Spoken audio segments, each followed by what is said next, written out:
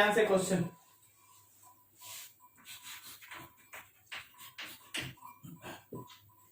देखिए कि हम लोगों के पास इस तरह का प्लेट्स है, ये प्लेट प्लस है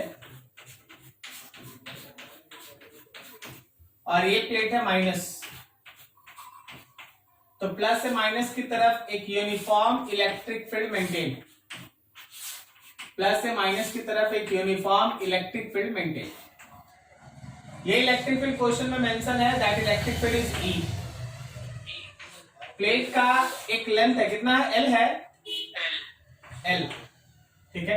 बोला गया कि आप इस प्लेट के बीच में कोई एक माइनस क्यू चार्ज जिसका मास m होगा उसको एक वेलोसिटी vx से थ्रो किए। तो तुम खुद से इस फिगर को देखो और समझो, जब ये दूसरे इंड से बाहर आएगा तो क्या वो इसी डॉटेड लाइन पे होगा? नहीं सर, ऊपर उठने लगेगा, इससे ऊपर उठने लगेगा। तो जैसे ही ये अंदर इंटर करने लगता है, it is moving like this, this is the path it is followed. समझ में आया? तो बोला गया है कि जब ये दूसरे इंड से बाहर निकला तो उसका ये जो वर्टिकल डिफ्लेक्शन है, मान लीजिए वर्टिकल डिफ्लेक्शन SY है, इसी का हम लोग वैल्यू निकालेंगे और उसका कोई वैल्यू बुक में दिया हुआ है, आप देख लीजिएगा आंसर मिलता है या नहीं मिलता। ठीक है,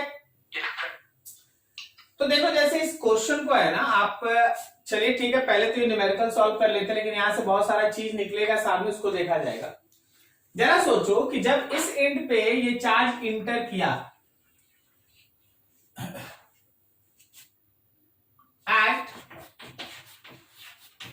लेफ्ट एंड, हम लोग यहां पे दो एक्सिस बना लिए हैं, ये रहा एक्स एक्सिस और ये रहा y axis. At left end charge particle के पास केवल और केवल राइट की तरफ एक वेलोसिटी था, दिस इज vx। मतलब यही हमारा वेलोसिटी अलोंग एक्स एक्सिस का इनिशियल वैल्यू है। जरा गौर करना, चार्ज पार्टिकल पे जो फोर्स लग रहा है, बिकॉज इसका चार्ज है निगेटिव, इलेक्ट्रिक फील्ड है नीचे की तरफ, तो यहां जो भी फोर्स लगेगा क्या वो ऊपर होगा y के डायरेक्शन में? ठीक है, फिगर देखो, क्या तुमको यहाँ पे x के अलाउंग में कोई फोर्स दिखा? कोई नहीं। अगर x के अलाउंग में कोई फोर्स नहीं है तो एक्सेलरेशन भी तो x में 0 है।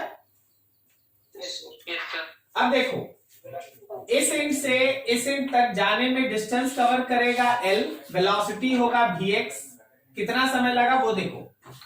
Motion along x axis, motion along x axis, आप एक्स एक्सिस के अलोंग में मोशन लीजिए। तो याद रखिए हम लोग लिखते हैं Sx is equals to uxt plus half acceleration x and t square, but according to given case this term is 0। तो Sx के जगह पे L लिख दिए, ux के जगह पे Vx लिख दिया और t। तो तुमको मिला कि जो टाइम लगेगा उसको दूसरे इंड तक निकलने में, that time will be equals to L by Vx। इतने समय में वो दूसरे इंड से बाहर आएगा। अब इतना ही समय के लिए तुम y के डायरेक्शन में मोशन के लिए सोचो। Now considering motion along y axis, y axis के बारे में, मोशन के बारे में सोचिए। देखिएगा ध्यान से, देखिए इस चार्ज के पास y के डायरेक्शन में फोर्स था, दैट फोर्स इज QE। तो ये भी ध्यान रखना कि y के डायरेक्शन में आपको एक एक्सेलरेशन मिल जाएगा, वो होगा QE by m। देखो इसका पूरा का पूरा वेलोसिटी x में था, इसका मतलब y के डायरेक्शन का इनिशियल वेलोसिटी 0 है क्या? ठीक है, और तुम्हारे पास टाइम अवेलेबल है, तो सब चीज को सोच के अगर आप इक्वेशन लिखते हैं, now Sy is equals to Uyt plus half acceleration y and t square, इस बार ये वाला टर्म 0 हो जाएगा। तो मेरे पास आया Sy is equals to half acceleration y t square, तो 1/2 यहाँ पे हो गया QE by m, और यहाँ टाइम की जगह पे हो गया L by Vx का स्क्वायर। देखना, vertical deflection is equal to q E L square by 2m velocity along x का स्क्वायर। क्या यही है? मतलब जब ये चार्ज पार्टिकल दूसरे एंड से बाहर निकलेगा तो उस समय जो उसका y के डायरेक्शन में डिफ्लेक्शन होगा वो ये है। कोई दिक्कत नहीं, हो गया आपका न्यूमेरिकल सॉल्व। लेकिन अब इसमें देखिए क्या क्या और भी टर्म है जो आपसे पूछा जाता है, सुनेगा ध्यान से। यहां पे एक टर्म है specific charge Q by m, सही है? मतलब ये जो वर्टिकल डिफ्लेक्शन है वो Q बाई एम के साथ प्रोपोर्शनल है।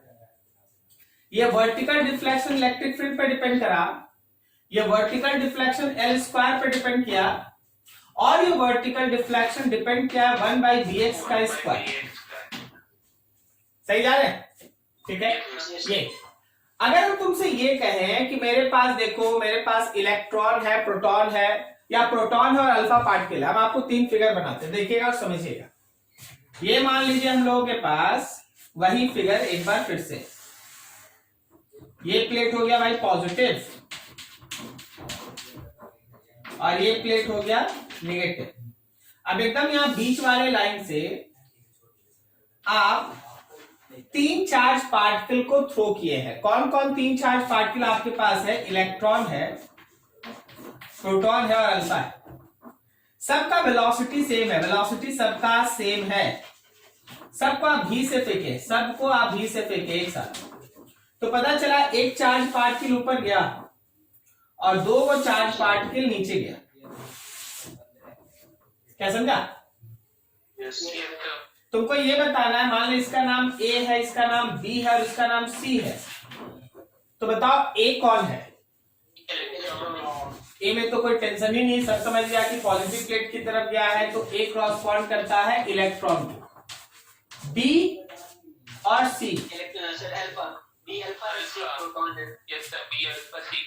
अच्छा B क्यों अल्फा बोल रहा है?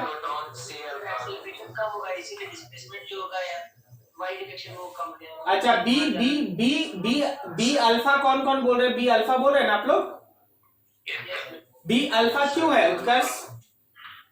मास उससे ज्यादा तो एक्सेलरेशन कम हो जाएगा, कम होगा भाई रिफ्लेक्शन। देख, वर्टिकल डिफ्लेक्शन केवल मास पे डिपेंड नहीं करता, ये डिपेंड करता है Q बाई एम पे। पॉजिटिव चार्ज भी होगा मास। अगर भाई Q बाई एम आप प्रोटॉन का लिखते हैं तो वो E बाई एम है, लेकिन अगर आप Q बाई एम अल्फा का लिखते हैं तो वो 2E बाई 4m है। याद है आपको? मतलब ये E बाई 2m है। तो किसका Q बाई एम कम है? किसका Q बाई एम कम है? अल्फा का ना Q बाई एम कम है। तो देख भाई B कम रिफ्लेक्ट हुआ है और C ज्यादा किया है। समझ में आ रहा है? B का रिफ्लेक्शन कम है, C का रिफ्लेक्शन ज्यादा है। क्या समझ पा रहे हो? तो B का कम है, जिसका भी अल्फा मतलब Q बाई एम जिसका कम है उसका डिफ्लेक्शन भी कम है। तो B किसको रिप्रेजेंट करा और C किसको रिप्रेजेंट किया? क्या आपको समझ में आया? ठीक है, तो ऐसी चीज सोचना है, ऐसे चीज सोचना है। अब देख एक अगला क्वेश्चन, इस पूरे मोशन में जरा गौर करना, 2-3 चीज पूछ रहा, बताना। इस पूरे मोशन में इवन निकलते समय आपके पास एक वेलोसिटी होगा। क्या वहां का जो v है और यहां जिस v से हम फेंके थे, क्या ये दोनों बराबर मैग्नीट्यूड का है? नहीं सर, नहीं है। देखना, ये vx है ना, यहां निकलते समय x का कंपोनेंट वही रहेगा, लेकिन y में एक कंपोनेंट गेन हो जाएगा और ये हो जाएगा uy प्लस ayt। क्या समझे? तो अगर हम तुमसे बोल दें, अगर हम तुमसे इसी क्वेश्चन में बोल दें कि चलो भाई वेलोसिटी निकालो, तो याद रखना कि velocity along x i cap और velocity along y j cap होगा। वेलोसिटी अलोंग x उतना ही होगा जितना कि शुरुआत में था, लेकिन y वाले में uy प्लस ayt लगाओ और साथ में लगाओ j कैप। ठीक है, तो ऐसे डिस्कशन। चलो एक और चीज बोलो, बताओ ये जो पाथ तुमको दिखाई दे रहा है वो पाथ कौन कैसा है? प्रोजेक्टाइल जैसा। प्रोजेक्टाइल मतलब parabola, yes sir. Parabolic path है, सही जा रहे हैं? और इस पूरे मोशन में डाउनवर्ड केवल एक एक्सेलरेशन है and that acceleration is q by m. सही अपवर्ड एक्सेलरेशन है and that acceleration is q by m. Clear हो रहा है? Yes sir. This is just like projectile. ये पूरा का पूरा क्वेश्चन प्रोजेक्टाइल की तरह है। आप इसको नोट कीजिए, हम इस पर बेस्ट एक और क्वेश्चन कराते हैं प्रोजेक्टाइल को लेकर। नोट कीजिए बढ़िया से, बढ़िया क्वेश्चन, ये एनसीईआरटी में भी है और अलग अलग बुक में भी है। ठीक है, क्या तुमको समझ में आया? Yes sir. कुछ अपने से इससे क्वेश्चन सोच सकता है कि सर ऐसा भी पूछा जा सकता है क्या? इससे कुछ सोचो तो अपने से।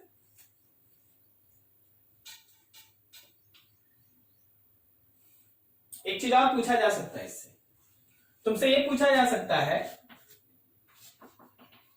फाइंड मिनिमम वेलोसिटी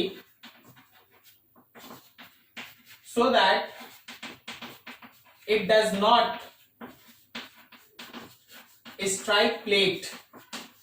ये प्लेट से टकराए बगैर निकल जाए। देखना, अगर तुम इसको कम वेलोसिटी से फेंकेगा ना तो जाके यहां टकरा जाएगा, टकरा जाएगा, टकरा जाएगा, टकरा जाएगा, कम से कम यहां से निकलना चाहिए। क्या बोलता है? सही है? Yes sir. तो अगर तुमसे कोई बोले कि find minimum velocity so that it does not strike any plate, then what you have to do? You have just to put d/2 at sy। sy की जगह पे क्या करो? d/2 पुट करो, vx निकाल दो आंसर। अरे देख, यहां से अगर ये सट के निकल गया तो तुम्हारा sy d/2 ही ना हुआ। Yes sir. नहीं समझा? समझ गए सर। ठीक है, पूछेगा कि कम से कम कितना वेलोसिटी। देख, बहुत बहुत बहुत बहुत कस के फेंक देगा तो ये दूर से निकल जाएगा। स्लो फेंकेगा जाके टकरा जाएगा। कम से कम फेंको कि बिना टकराए निकल जाए। तो यहां से ऐसे टच करता हुआ निकलेगा, टच करता हुआ निकलने का मतलब है कि sy का वैल्यू कितना?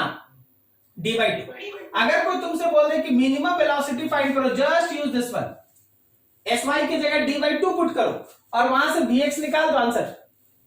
समझा क्या? Yes sir. ये सब क्वेश्चन इसके अंदर छिपा हुआ है। ये बहुत अच्छा बेहतरीन क्वेश्चन है, आपके टेक्स्ट बुक का है, बाकी सारे बुक्स में भी है। इसके अंदर बहुत सारा क्वेश्चन है एक्चुअली। ठीक है, हो गया? चलो अगला देखो, इसमें इसी से रिलेटेड एक और क्वेश्चन करते हैं।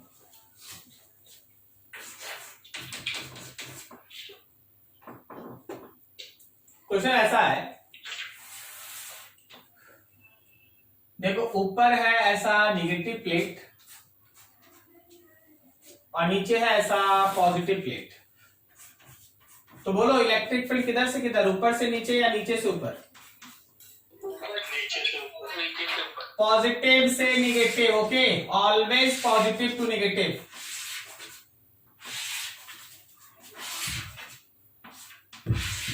ऐसा। अब बोला गया ये कि चल भाई ये इलेक्ट्रिक फील्ड E है। बोला गया यहां पे एक इलेक्ट्रॉन है, इलेक्ट्रॉन छोड़ो -q लिख देते हैं, मास m। उसको एक वेलोसिटी से थ्रो किया गया, that velocity is v0 by making an angle theta.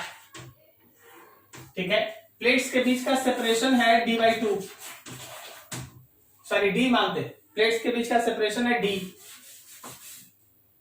d है। तुमसे बोला गया कि भाई इसको आप ऐसे फेंकिएगा तो ऐसे मूव करता हुआ कहीं गिरेगा। क्या देख रहा? Yes sir. मूव करता हुआ ऐसे गिरेगा। Can you imagine what kind of motion it is shown? Like projectile. एकदम तय रखना कि this is nothing else but simply projectile motion. ये प्रोजेक्टाइल मोशन है। अब अगर ये प्रोजेक्टाइल मोशन है तो प्रोजेक्टाइल मोशन में एकदम सिंपल प्रोजेक्टाइल सोचो। प्रोजेक्टाइल मोशन की तरह इसमें एक नीचे की तरफ एक्सेलरेशन है। वो एक्सेलरेशन क्या q/m है? अब सोचना, जहां जहां g होता है वहां वहां ये लगाओ। प्रोजेक्टाइल के फॉर्मूला में जहां जहां g आप लिखते हैं ना, बस इसको लगाइए, बाकी सब आंसर आएगा। अगर हम तुमसे बोल दें कि बता जी एच मैक्सिमम कितना है, अगर हम तुमसे बोल दें कि बता ये कितना रेंज ट्रेवल किया, अगर हम तुमसे बोल दें कि what is the time of flight of its motion, then see that height maximum, formula बोलो जनरल प्रोजेक्टाइल का, u square sine square theta by 2g, यही होता है ना। Yes sir. अभी होगा u के जगह v नॉट का square sine square theta by 2, g के जगह होगा q बाई m, आंसर। ठीक है, अब मान लो हम तुमसे ये पूछते हैं, मान लो हम तुमसे ये पूछते हैं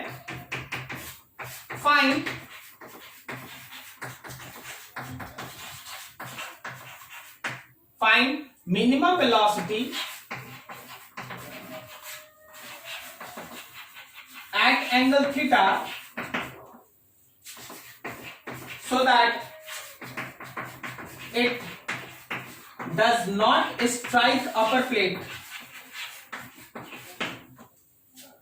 आप कम से कम वो वेलोसिटी निकालें इस एंगल थीटा पे कि ऊपर वाले प्लेट को स्ट्राइक ना करे।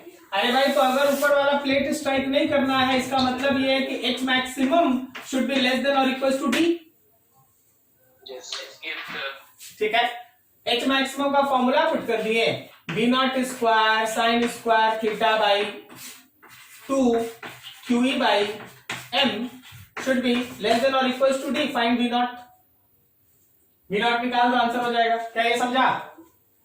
Yes sir. ठीक है, प्रोजेक्टाइल एकदम प्रोजेक्टाइल की तरह चल रहा। अभी अगर हम तुमसे बोल दे, देखो जी थर्ड क्वेश्चन, हाँ, कि बताओ जी फाइंड रेंज, तो रेंज का जो फॉर्मूला आप पढ़ रखे हैं, u square sine 2 theta by g, हाँ, तो अभी आपके पास हो गया वी नॉट का square sine 2 theta divided by g के जगह पे क्यू बाई एम। क्लियर हो रहा है? टाइम ऑफ फ्लाइट, कितना समय लगेगा वहां तक पहुंचने में, टाइम ऑफ फ्लाइट, तो अभी देखो वहां तक पहुंचने में उसको जो समय लगा 2u साइन थीटा बाई जी, तभी हो गया हम लोग का 2v नॉट साइन थीटा, जी के जगह पे क्यू बाई एम, इतना समय लगा। ठीक है, तो ये पूरा न्यूमेरिकल एक्चुअली है ना equivalent to just projectile with acceleration q by m. क्या समझ में आ रहा? यस। ठीक है, तो ऐसे भी तैयार रहना, दिमागी रूप से तैयार रहना, ये सब चीज ध्यान रखना है। नोट करो इसको भी। Sir, consider a square of 10 centimeter side whose plane is parallel to y square plane. Exists in region of a uniform electric field 3 into 10 के power 3 I cap Newton Coulomb inverse. If square is now tilted such that normal to the plane makes an angle of 60 degree with the x-axis, then the ratio of initial and final flux to the square is. देखो इसके लिए हमको figure देखना होगा। ठीक है sir, figure नहीं दिया हुआ, तुम क्वेश्चन हमको भेज देना। ठीक है, ये क्वेश्चन ऐसे सोच नहीं पा रहे, जब तक देखेंगे नहीं ना 2-4 बार उसको पढ़ेंगे नहीं तब तक नहीं होगा। हाँ, तुम सेंड कर देना क्वेश्चन, बता देना। और कुछ किसी का? सर एक और, हाँ बोलो बोलो। An electric line of force in the xy plane is given by the equation x square plus y square is equal to 1. A particle with unit positive charge initially at rest at the point x is equal to 1 and y is equal to 0 in the xy plane will move along the circular line of force. हाँ फिर बस नहीं दिया हुआ है, true false. अच्छा, तुमको पता है कि x square plus y square equals to 1 किसका इक्वेशन है? सर्कल का। सर्कल का। तो आप जब उस चार्ज पार्टिकल को छोड़िएगा x इक्वल्स टू 1 से, तो आप तो एक्चुअली उसके पेरिफेरी पे ही छोड़ रहे हैं ना। Yes sir. ठीक है, तो फोर्स उसी डायरेक्शन में लगेगा। Yes sir. तो जैसे ही चार्ज पार्टिकल को छोड़ा जाएगा रेस्ट से, जरा देखना जी, x square plus y square equals to 1, ये तुम्हारे सर्कल का इक्वेशन है जिसमें वो सर्कुलर इलेक्ट्रिक फील्ड यही है ना। Yes sir. अब बोला है ये ओरिजिन, बोला है कोई एक चार्ज पार्टिकल को रेस्ट से आप इस पॉइंट से छोड़ रहे हैं। कहां से छोड़ रहे हैं? तो 1 0 से छोड़ रहे हैं। 1 0 मतलब यही हो गया। तो जब आप छोड़िएगा उसको तो जिस डायरेक्शन में इलेक्ट्रिक फील्ड उसी डायरेक्शन में फोर्स लगेगा, यस तो उस डायरेक्शन में एक्सेलरेट होगा, फिर वो आगे जाके फिर उसी डायरेक्शन में एक्सेलरेट होते रहेगा, हमेशा एक्सेलरेट होगा ऐसे। क्लियर है? हमेशा एक्सेलरेट होगा ऐसे। अभी देखो जैसे जहां जहां जिस डायरेक्शन में उसका वेलोसिटी होगा, देख यहां वेलोसिटी है इधर, ठीक है, तो एक्सेलरेशन भी है। फिर थोड़ी देर के बाद मान लो थोड़ी देर के बाद ये घूम गया इधर, तो इस डायरेक्शन में उसका वेलोसिटी है, तो इसी डायरेक्शन में एक्सेलरेशन भी है। फिर थोड़ी देर के बाद इधर घूम गया, तो इस डायरेक्शन में उसका वेलोसिटी, तो इसी डायरेक्शन में एक्सेलरेशन। मतलब ऐसे केस में पार्टिकल जो है वो इसी सर्कुलर पाथ पे ऐसे घूमता रहेगा, ठीक है, यस सेम पाथ। चलो और आगे। दो तीन चीज इसमें सोचना पड़ता है, किसका इक्वेशन है, कहां छोड़ा गया है। अच्छा एक चीज और, अभी अगर हम तुमसे ये बोल दें कि ये चार्ज, एकदम यही क्वेश्चन, एकदम यही क्वेश्चन, लेकिन यहां चार्ज रेस्ट में नहीं है, सुनना ध्यान से।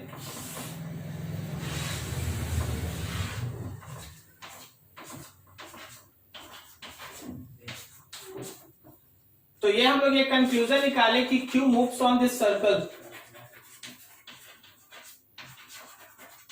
हम लोग यही कंक्लूजन निकाले कि चार्ज है वो सर्कल पे घूमेगा। लेकिन अगर आपका चार्ज रेस्ट में नहीं है, मतलब उसका इनिशियल वेलोसिटी जीरो नहीं है, उसको एक वेलोसिटी से आप फेंक दिए, मान लीजिए किधर भी फेंक दिए, किधर भी फेंक दिए, ठीक है, v इज नॉन जीरो, तो याद रखना कि अब वो इस पाथ पे नहीं मूव करेगा। देख वेलोसिटी इधर है, इधर पाथ होने का मतलब है कि फोर्स इधर है, समझे? यस सर तो एक्सेलरेशन इस डायरेक्शन में होगा, मतलब चेंज इन वेलोसिटी इधर होगा, लेकिन चार्ज पार्टिकल सर्कल पे मूव नहीं करेगा। अगर भी इस डायरेक्शन में है, मतलब कोई एक अलग वैल्यू है, does not move on circle.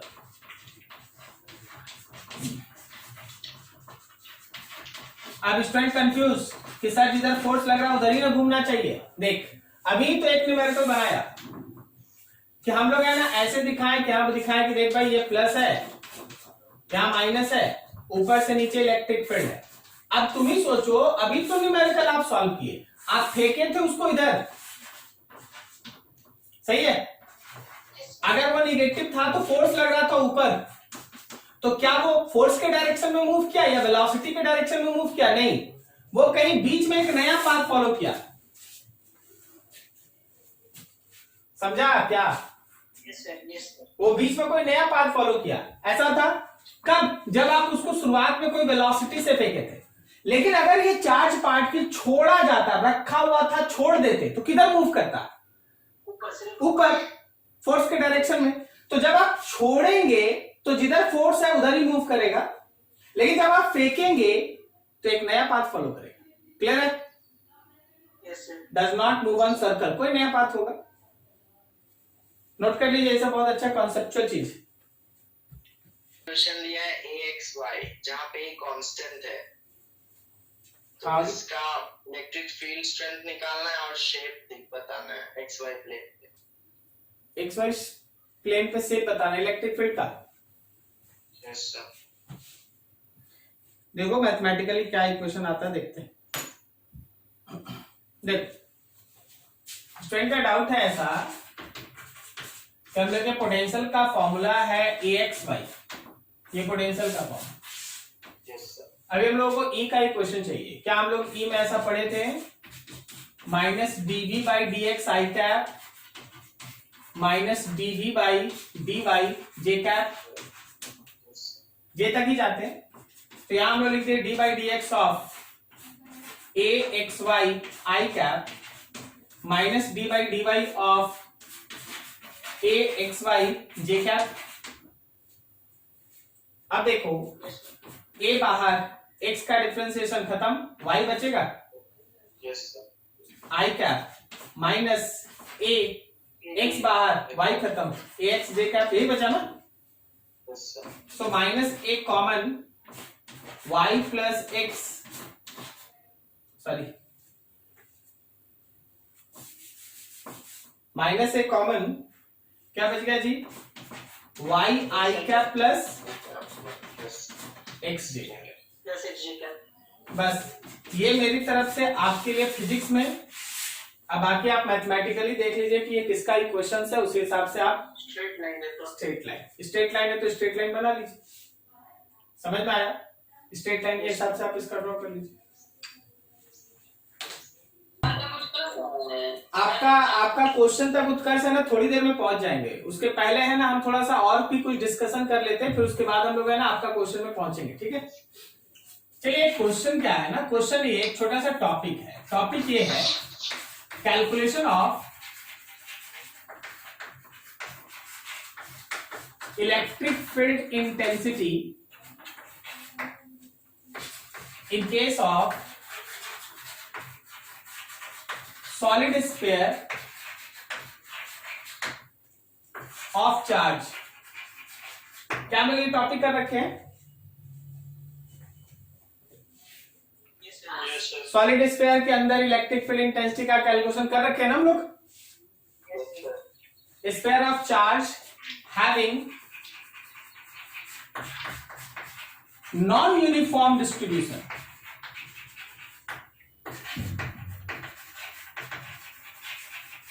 हम लोग कर रखे थे यूनिफॉर्म डिस्ट्रीब्यूशन, याद है आपको? सबसे पहले चार्ज डिस्ट्रीब्यूशन को समझना। चार्ज डिस्ट्रीब्यूशन एक होता है यूनिफॉर्म। यूनिफॉर्म चार्ज डिस्ट्रीब्यूशन का मतलब होता है कि उसमें जो चार्ज डेंसिटी होता है वो कांस्टेंट होता है, हर जगह एक ही जैसा होता है, मतलब कांस्टेंट। सर इसका भी थोड़ा सा हमको फिगर समझा दीजिए। देख, इसका मतलब ये होता है कि चार्ज बहुत सिस्टमैटिक वे से एकदम यूनिफॉर्मली इसके अंदर डिस्ट्रीब्यूटेड है, लाइक दैट। कहीं ज्यादा नहीं, कहीं कम नहीं, एकदम एक जैसा। तो आप जो पिछले दिन का पढ़ाई किए थे वो ऐसे केस में किए थे, इजी होता है। गॉस थ्योरम लगा देते, फटाक से ना क्यू इनक्लोज निकाल के आंसर ले आते, सही है ना, पढ़ भी लिए। लेकिन देख आज हम लोग थोड़ा एक स्टेप ऊपर जा रहे हैं, थोड़ा ध्यान रखना, बढ़िया से कंसंट्रेट करके रहना। नॉन यूनिफॉर्म का मतलब होता है कि रो जो है वो किसी भी तरह से डिस्टेंस का फंक्शन होगा, कोई भी। मान लीजिए हम आर लिख दिए, कभी तुमको आर स्क्वायर मिल जाएगा, कभी कुछ और फंक्शन, कभी कुछ और फंक्शन, कभी कुछ और फंक्शन, लाइक दैट।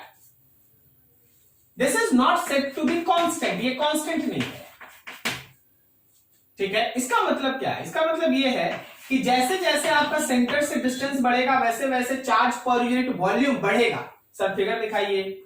मान ले जैसे ये एक स्फीयर, सेंटर के पास बहुत कम चार्ज, लेकिन जैसे जैसे तुम दूर जा रहा वैसे वैसे per unit area, per unit volume, actually per unit volume जो है वो चार्ज का डेंसिटी बढ़ते जा रहा है, एकदम बढ़ते जा रहा है, एकदम सबसे सरफेस पे पहुंच के तो चार्ज डेंसिटी एकदम मैक्सिमम हो गया है, एकदम मैक्सिमम। क्या समझ में आ रहा है ये फिगर?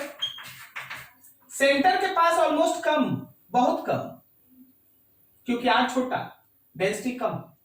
जैसे जैसे आप दूर जा रहे हैं चार्ज डेंसिटी क्या हो रहा है? बढ़ते जा रहा है। क्लियर, समझ में आ रहा है? This is called uniform, this is called non uniform. क्या फिगर में समझ में आ रहा है दोनों? Yes sir. थोड़ा यस नो बोलते रहना भाई, बोले ये थोड़ा ठीक से। हाँ, इसको कहते हैं नॉन यूनिफॉर्म। ठीक है, नॉन यूनिफॉर्म। यूनिफॉर्म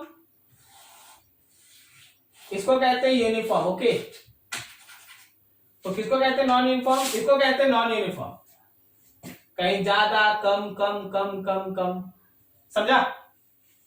तो यूनिफॉर्म और नॉन यूनिफॉर्म का कॉन्सेप्ट ये है। अब हम लोग आज डिस्कस करने जा रहे हैं कि नॉन यूनिफॉर्म के केस में डिस्कशन कैसे चलता है, कैसे हम लोग निकालते हैं, कैलकुलेशन कैसे करते हैं।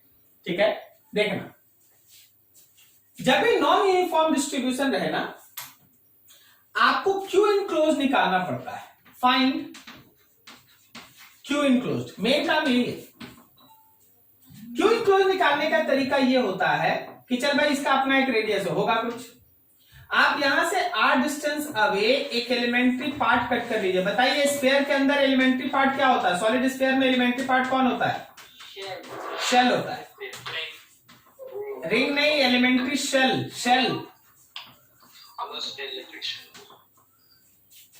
एलिमेंट्री सेल जिसका रेडियस आर होगा, थिकनेस डी आर होगा, और जिसका वॉल्यूम होगा, अगर आपको याद है, 4 pi r square d r, याद है? Yes sir. 4 pi r square d r. अब आपको क्या करना पड़ता है, समझिएगा ध्यान से, आप निकाल रहे क्यू इनक्लोज्ड। अब आप किसके बाद आपको लिखना पड़ता है कि small charge that dq is equals to charge density into small volume, charge density into small volume. Charge density में वही इक्वेशन तुम लेगा जो क्वेश्चन तुमको यहां देगा। रो नॉट आर दे दिए तो रो नॉट आर लिखो, हो सकता है किसी न्यूमेरिकल में बोल दिया रो नॉट बाई आर, तो रो नॉट बाई आर, ठीक है, जो रहेगा लेना है। अब इसके बाद क्यू निकालने के लिए आप इसी को इंटीग्रेट करते हैं, ठीक है। इसमें होता है कोई एक लोअर लिमिट और फिर होता है upper limit, lower limit and upper limit, clear. थोड़ा सा वेट करते हैं भैया। अब हम लोग चलो 3 केस में बात करते हैं। सबसे पहले हम लोग बात करते हैं इनसाइड दिस सरफेस, सरफेस के अंदर हम लोग निकालना चाहते हैं। देखो ये रहा मेरे पास स्फीयर जिसके अंदर नॉन यूनिफॉर्म चार्ज डिस्ट्रीब्यूटेड है।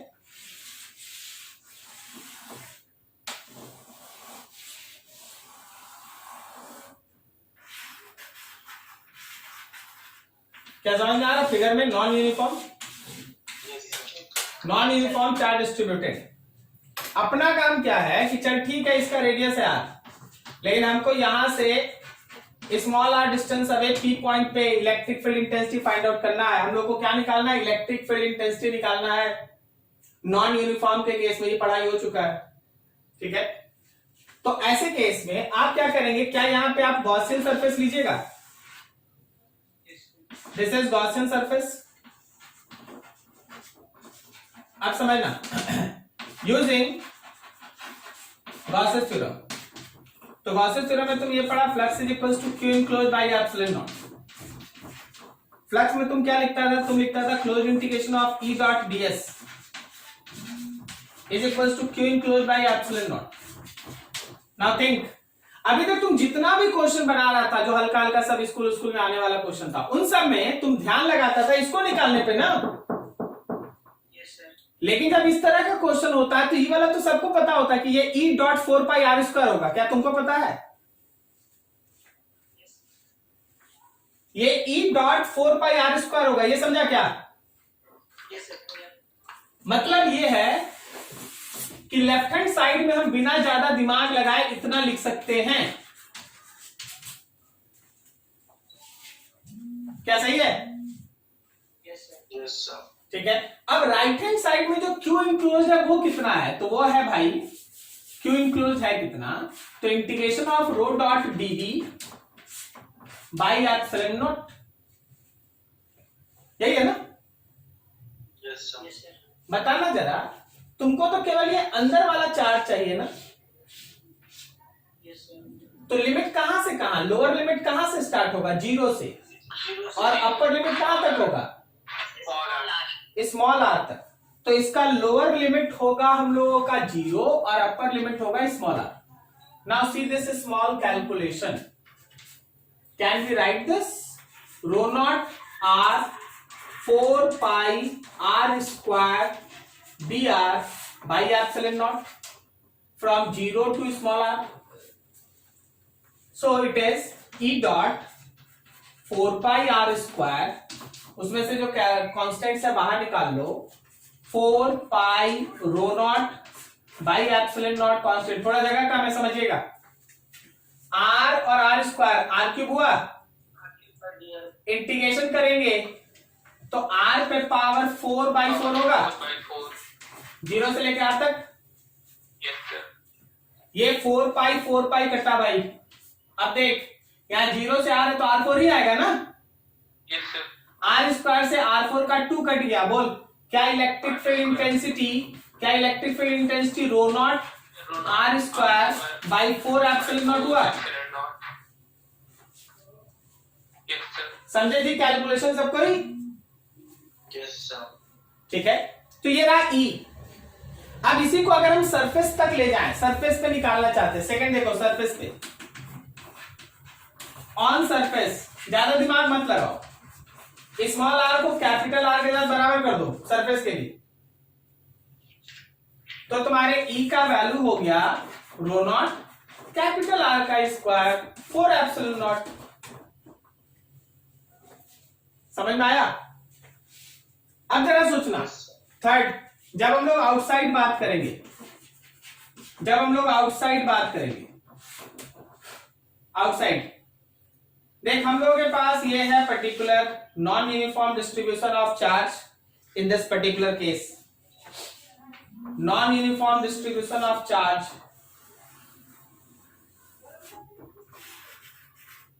ऐसा, इसका अपना रेडियस है कैपिटल आर, लेकिन आपका पॉइंट बाहर स्मॉल आर, ये पॉइंट, तो ये रहा तुम्हारा गॉसियन सरफेस। क्या बोलता, सही जा रहे हैं? Yes sir. अच्छा, एक चीज पूछते हैं, इस गॉसियन सरफेस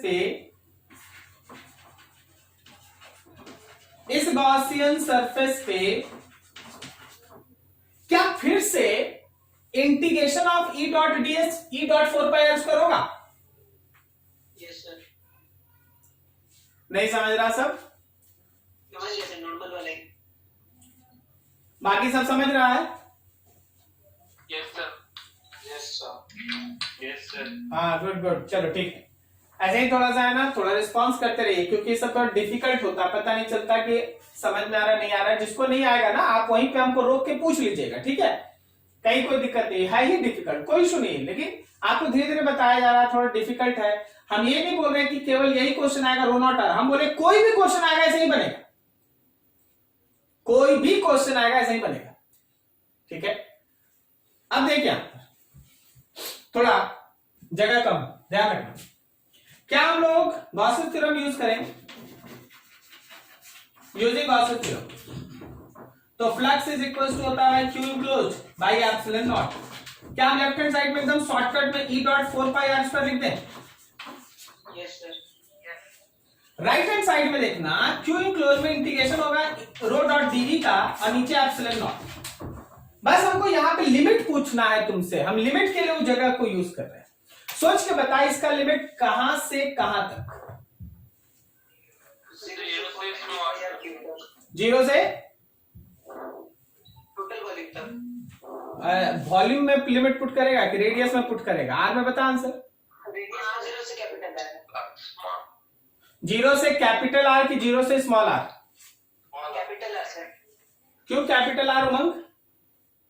सर तो डेंसिटी तो उसी एरिया का ना। क्या बोला? मतलब चार्ज डेंसिटी तो सर उसी स्क्वायर का ना निकालने हम लोग। देखो जी, एकदम सही बोल रहा है। आप 0 से है ना स्मॉल आर तक नहीं जाइए, क्योंकि यहां हवा है, इस हवा में चार्ज नहीं है, चार्ज यहीं तक है। तो 0 से लेके कैपिटल आर तक ही आपका लिमिट होगा, 0 से लेके कैपिटल आर। क्या आप समझे? ये तो हवा है ना, ये तो एयर है ना, एयर में तो चार्ज नहीं है, चार्ज जहां तक है। अब देख, हम बोलेंगे इसमें चार्ज निकालो, तो चार्ज यहीं तक ना है, तुम यहां तक लिमिट डाल के क्या करेगा? तुम्हारा चार्ज तो यहीं तक। Yes sir. समझ गया सब कोई? Yes sir.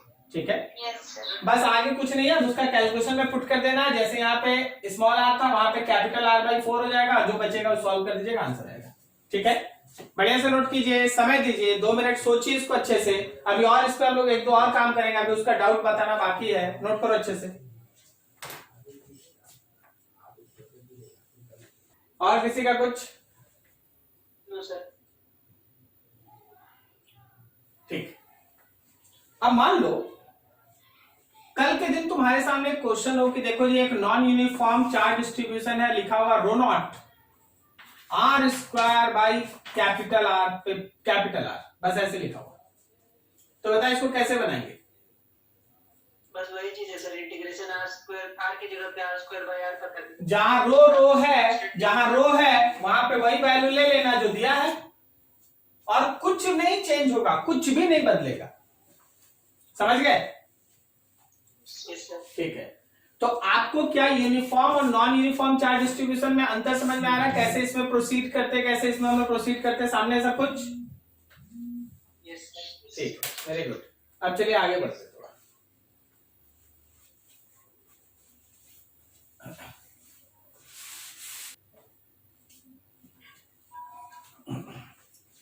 अभी देखो स्टूडेंट का एक डाउट है कि देखो जी हम लोग के पास एक एटम बनाया गया, एटम का एक न्यूक्लियस है, ऑब्वियसली उसका एटॉमिक नंबर Z है।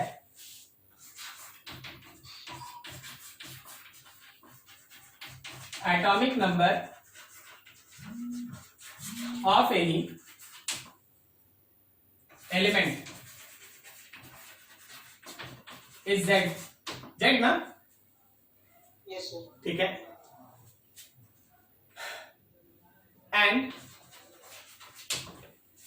And size of nucleus is very small होता है, size of nucleus is very small. लेकिन हम क्या कर रहे हैं ना, थोड़ा सा हम लोग इसमें चलते हैं। चलो हम थोड़ा सा इसको अलग मॉड्यूलेट करते हैं ताकि मेरा दो दो तीन तीन चीजें ना एक साथ हो जाए। देख, element is Z and radius of nucleus is A, small a, and that of atom is B। देख, न्यूक्लियस का रेडियस A है, एटम का रेडियस B है। जनरल केस में A जो है वो B से काफी काफी छोटा होगा, जैसे तुम्हारे क्वेश्चन में बोला गया कि न्यूक्लियस का जो साइज ऑलमोस्ट नेग्लिजिबल, सही ना, ऐसा। तो क्या हम लोग रफली अगर हम उस पर्टिकुलर एटम का एक फिगर बनाएं,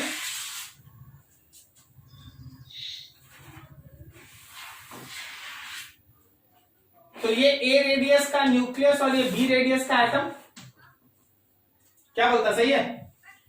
यहां पे चार्ज का डिस्ट्रीब्यूशन है वो यूनिफॉर्म है या नॉन यूनिफॉर्म, न्यूक्लियस के अंदर पॉजिटिव चार्ज यूनिफॉर्म या non uniform, Uniform. Very good, uniform, very good.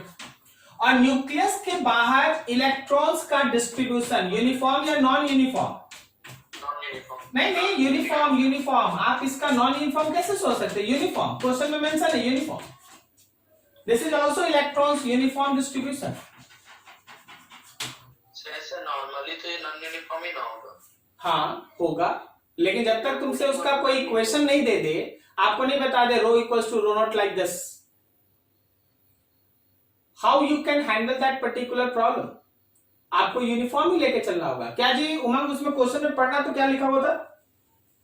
Sir, an early model for an atom is considered to have positively charged point nucleus of charge. एक minute, तुम्हारा question तुमको easy कर दिया, बोला कि point nucleus, Yes, sir. मतलब इसका dimension नहीं लेना है, ये बहुत छोटा है। ठीक है। हम उसको थोड़ा बड़ा कर दिए, हम बोल दिए कि नहीं तुम इसको लेके चलो, जब तुमको अपना न्यूमेरिकल बनाना होगा तो एक जगह 0 पुट कर लेना। Yes, sir. चलो आगे। Surrounded by a uniform density of. Wait. Surrounded by uniform density of electronic charge. What a uniform density of electronic charge? Okay. आगे। Up to a radius of capital R. हाँ मान लो capital R है, मैं अभी लिख दिया। आगे। The atom as a whole is neutral. देख, इसका भी मतलब समझ, जितना प्लस उतना ही माइनस है। Yes, sir. आगे। For this model, the electric field at a distance small r from the nucleus is. चलो ठीक, अब बोला गया कि न्यूक्लियस से, अभी तो हम न्यूक्लियस का एक साइज दे दिए हैं, लेकिन न्यूक्लियस से r डिस्टेंस अवे, मतलब वो क्वेश्चन केवल इसमें पूछ रहा है, हम आपको लेके चलते, समझिएगा, हम आपको 3-4 हिस्सा कर देते हैं इसका, एकदम बढ़िया समझना। मान ली यहां एक पॉइंट हम लिए P1, ठीक है, फिर हम लोग एक पॉइंट ले लेंगे P2 इसके सरफेस पे, फिर हम लोग एक पॉइंट ले लेंगे P3 यहां पर, फिर हम लोग एक पॉइंट ले लेंगे P4 यहां पर, और फिर हम लोग एक पॉइंट ले लेंगे P5 बाहर। देखो हर जगह गॉसियन सरफेस नहीं बनाएंगे, तुम खुद से सोचते चलना, समझ में आ रहा ना? Yes, sir. चलो देखो, तैयार रहेगा जी, थोड़ा बढ़िया है क्वेश्चन। एट पॉइंट P1 क्या टोटल चार्ज को लिख सकते हैं ZE, Yes, sir. Yes, sir. ठीक है। इसका मतलब डेंसिटी को कितना लिख सकते हैं, Q/4/3 पाई ए क्यूब, नहीं समझा? Yes, sir. ठीक है। Yes. अब देख, अब अगर हम इस पर्टिकुलर P1 पॉइंट पे बात करें जो सेंटर से स्मॉल r डिस्टेंस अवे है, तो थोड़ा समझना, क्या हम लोग इसको ऐसे लिख सकते हैं, क्या हम लोग इसको ऐसे लिख सकते हैं, using Gauss's theorem, flux is equals to q enclose by epsilon naught. देखो आगे लिखने के पहले मन में एक बात है बोल दे, जितना भी स्टूडेंट बैठा है किसी को भी अगर कोई भी प्रॉब्लम होगा जरूर पूछ लेना, क्योंकि हम ये सोच के चल रहे हैं कि कोई है ना रिस्पांस कर रहा है यस में, तो कोई नो करेगा तभी हम रुक पाएंगे। अगर आप नहीं बोलिएगा तो हम वही मान के चलते रहेंगे।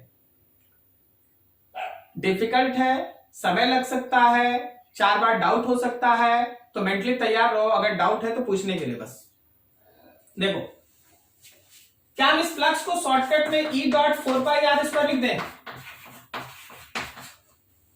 होगा ना, इसका रेडियस आ रहा है तो भाई r²। Yes sir. Yes sir. अब देख क्यू इनक्लोज कैसे लिखे, रो इंटू वॉल्यूम इनक्लोज लिख दें।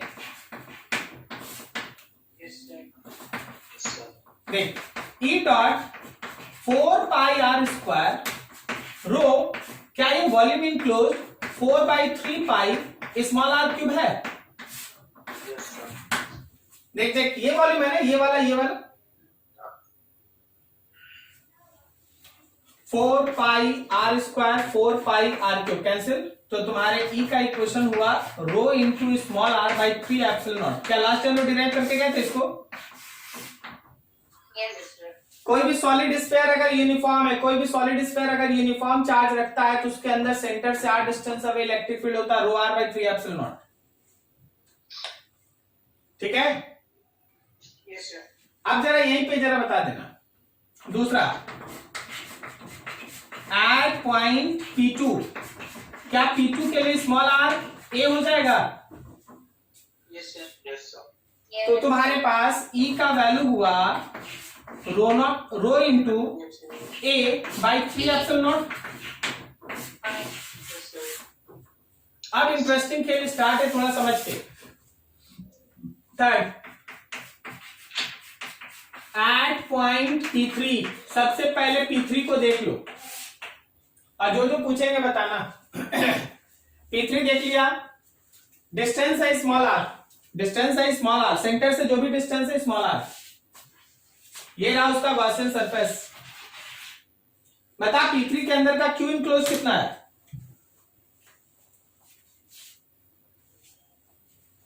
बताओ P3 के अंदर का क्यू इनक्लोज कितना है?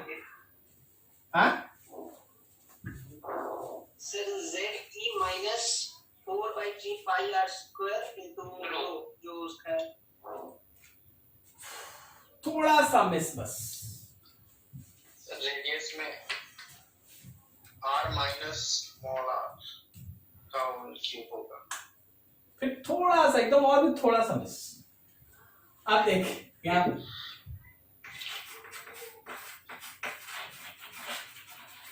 Applying Gaussian theorem, Gaussian theorem लगा रहे।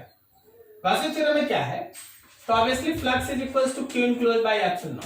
देखिए आज तो मेरा ध्यान लेफ्ट हैंड साइड में है ही नहीं, आज मेरा ध्यान है ना राइट में है, और जबकि पिछला 2 दिन से मेरा पूरा ध्यान था फ्लक्स कैसे निकालेगा, फ्लक्स कैसे निकालेगा, फ्लक्स कैसे निकालेगा। समझ रहा, आज मेरा पूरा ध्यान राइट में है, तो इसको तो हम ऐसे ही लिख देंगे E डॉट 4πr²। क्या तुमको समझ में आया?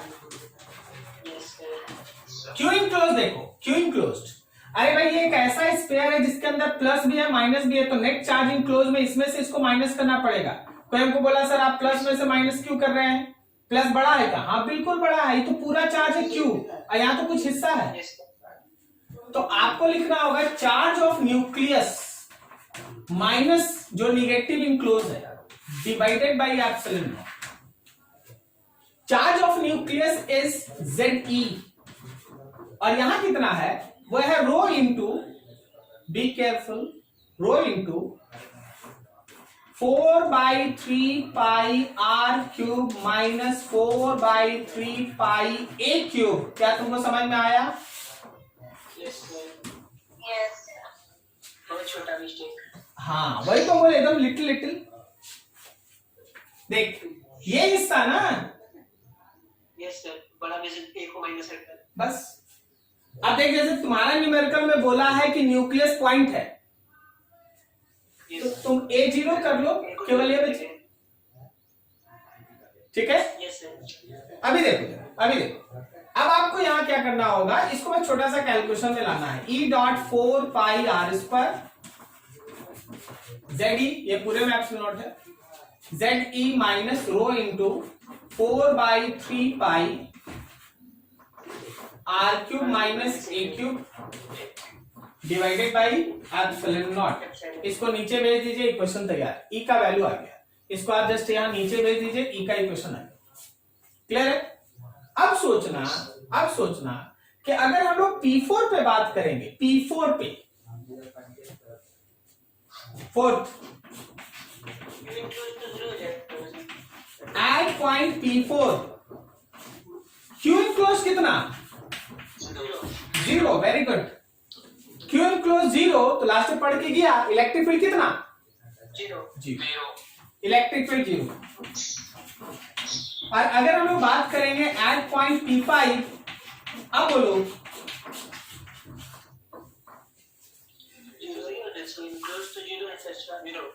फिर से 0, क्योंकि तुम्हारा क्यू इनक्लोज का वैल्यू 0 है, इसलिए इलेक्ट्रिक फील्ड इज अगेन 0।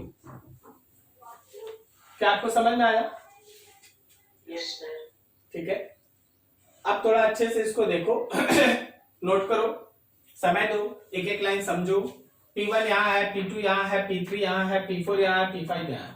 जो भी लिखे हैं समझो, कोई नहीं समझ में आया पूछ लो, नोट करो अच्छे से।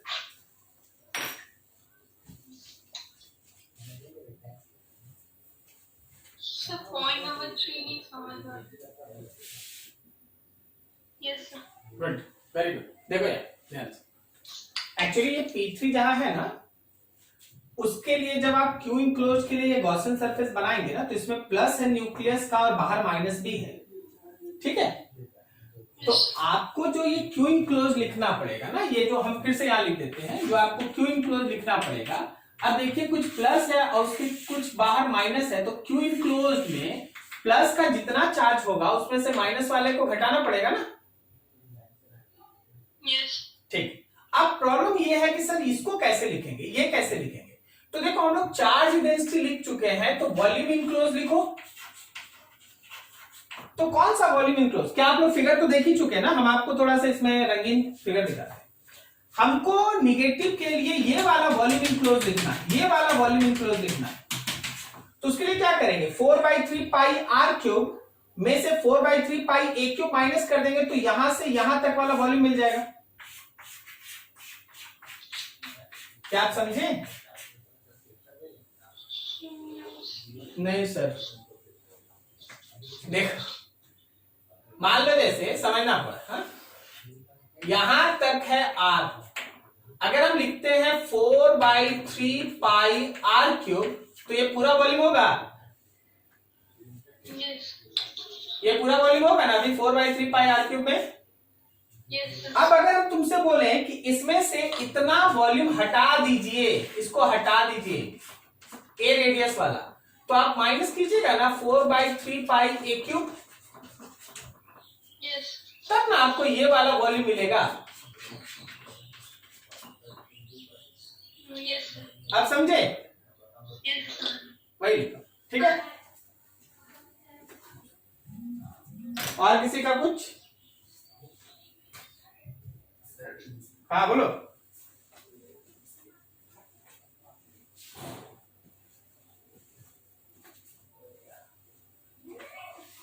अच्छा फाइंड द पोटेंशियल। रुक जा, डाउट रुक। अगले दिन के लिए काम तुम्हारा ये होगा कि तुम घर में खुद से बैठ के अपने आप को एनालाइज करना, एक बार इस क्वेश्चन को अच्छे से देखना, और फिर क्या करना ना, आंख बंद, मतलब देखो कॉपी बंद कर देना, उधर देखना नहीं है, और अपने से बनाना है, अपने से बनाना है। ठीक है। देखना कि क्या होता है, कैसा रिस्पॉन्स आता है, थोड़ा सोच के बताओ। अगर हम सेंटर से चलते हुए सरफेस तक जाएंगे, how electric field will vary.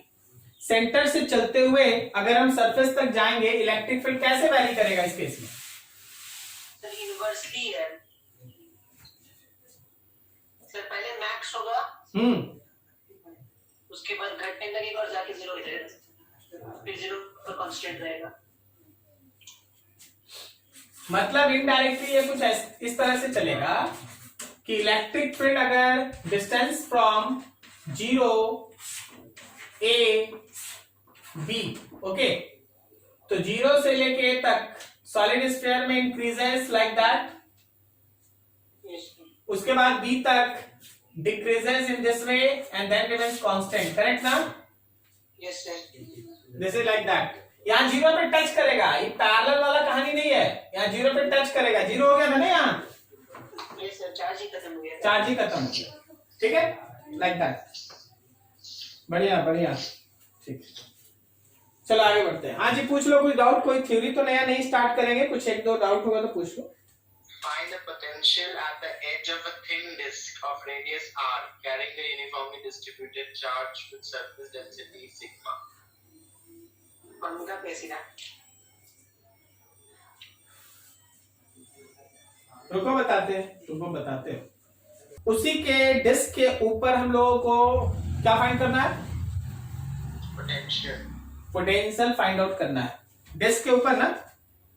Yes, sir. Disk के edge पे. हाँ भाई,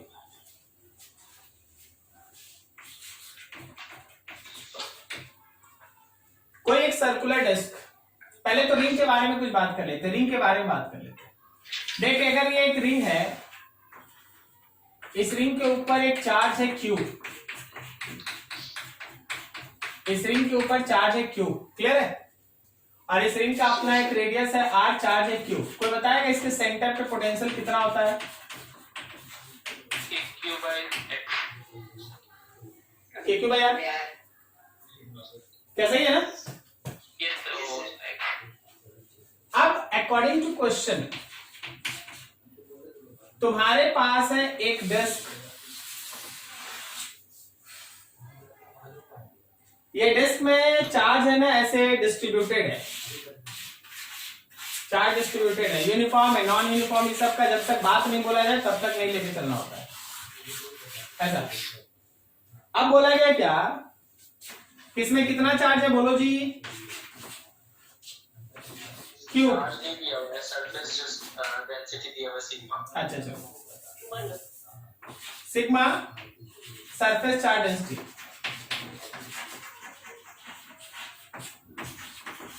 पोटेंशियल चाहिए ना, Yes. इसका अपना रेडियस आर।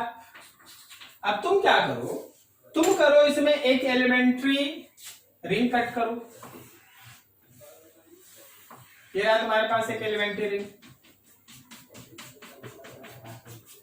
इस एलिमेंट्री रिंग का अपना एक रेडियस है, इस एलिमेंट्री रिंग का अपना एक थिकनेस है, क्या इसका भी चार्ज है ना, sigma into DA. Yes, sir. Sigma sigma है, डीए लिखने का तरीका आपको सिखा दिया गया था, 2 पाई आर डी आर। तो क्या उसका एक स्मॉल पोटेंशियल भी तो तुम लिखेगा ना, k into D Q by उसका अपना रेडियस आर। Yes, sir. सही जा रहे हैं? Yes, sir. ठीक है, तो आप उस स्मॉल पोटेंशियल को लिखे हैं कि that small potential is k, dq के जगह पे sigma 2 pi r and d r, और नीचे क्या ये इसका अपना रेडियस आर है, Yes, sir.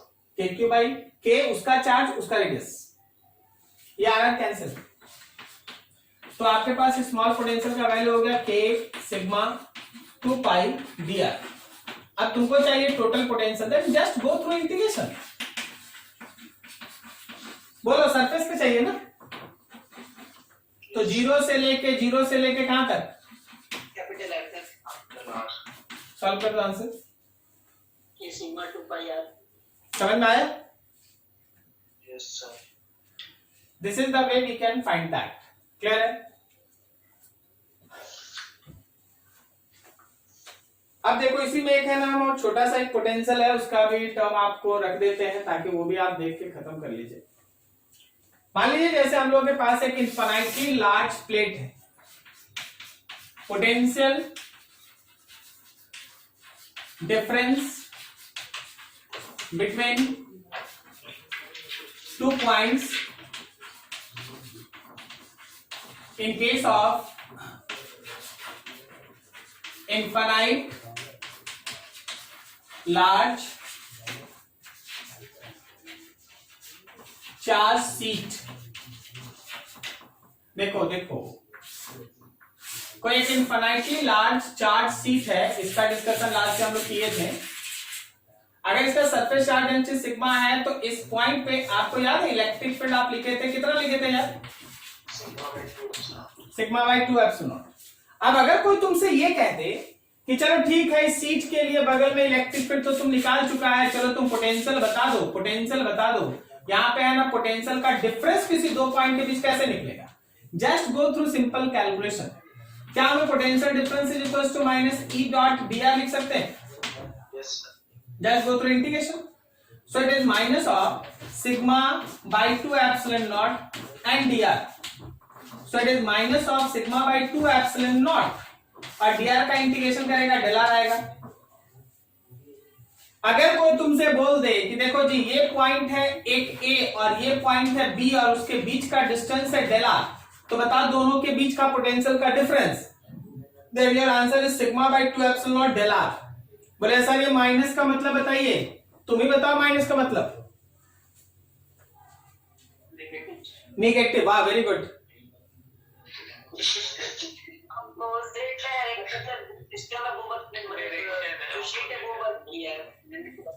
अरे भाई नेगेटिव का मतलब है कि पोटेंशियल घट रहा है, जिस डायरेक्शन में तुम इलेक्ट्रिक फील्ड का जाएगा पोटेंशियल घटेगा ना। Yes, sir. जिस डायरेक्शन में तुम इलेक्ट्रिक फील्ड का जाएगा पोटेंशियल बढ़ेगा कि घटेगा? घटेगा। तो माइनस साइन शोज दैट कि that difference is negative because potential is decreasing in direction of field. Field के डायरेक्शन में पोटेंशियल क्या हो रहा है? घट रहा है। क्लियर है? Yes,